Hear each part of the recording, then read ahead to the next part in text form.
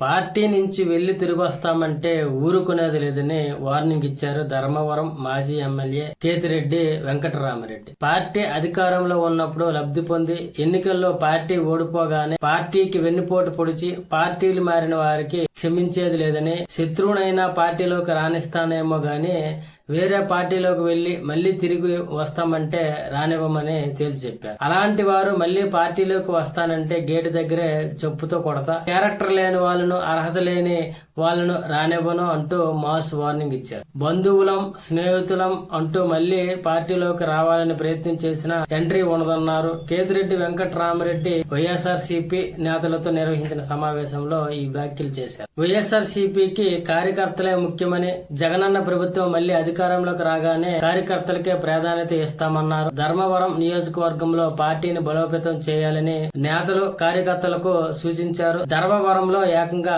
15,000 మందికి పైగా పార్టీ పదవులు ఇచ్చామని, రాష్ట్రంలో మొదటిసారి ఎంతమందికి బాధ్యత అప్పగించామన్నారు. గత 20 ఏళ్లుగా ఓడినా గెలిచినా తనకు అండగా నిలిచిన ప్రజలు, కార్యకర్తలకు రుణపడి ఉంటానని మాట్లాడారు. అదేవిధంగా కష్టకాలంలో పార్టీకి అండగా నిలబడిన నేతలు, కార్యకర్తలని ఖచ్చితంగా ఆదుకుంటానన్నారు. రాబోయే స్థానిక సంస్థల ఎన్నికల్లో పార్టీ గెలుపు కోసం అందరూ కలిసి పనిచేయాలన్నారు. కూటమి ప్రభుత్వ వైఫల్యాలను పార్టీ నేతలు, కార్యకర్తలు ప్రజల్లోకి తీసుకువెళ్లాలన్నారు. జగనన్న ప్రభుత్వంలో ప్రజలకు న్యాయం జరిగిందని, కానీ చంద్రబాబు ప్రభుత్వంలో టీడీపీ నేతలు, కార్యకర్తలకే లబ్ధి జరుగుతుందన్నారు. అదేవిధంగా తిరుమల లడ్డు విషయంలో చంద్రబాబు పెద్ద తప్పు చేశారని, జంతు కొవ్వు రసాయనాల పేరుతో విష ప్రచారం చేశారన్నారు కేతిరెడ్డి. అదేవిధంగా రాజకీయాలకు వెంకటేశ్వర స్వామిని వాడుకున్నారని, అప్పటి నుంచి చంద్రబాబు పతనం ప్రారంభమైందని, చంద్రబాబు హిందువుల మనోభావాలను దెబ్బతీసే ప్రయత్నం చేశారని, తిరుమల లడ్డు ప్రసాదానికి హెరిటేజ్ డైరీ నుంచి మాత్రమే నెయ్యి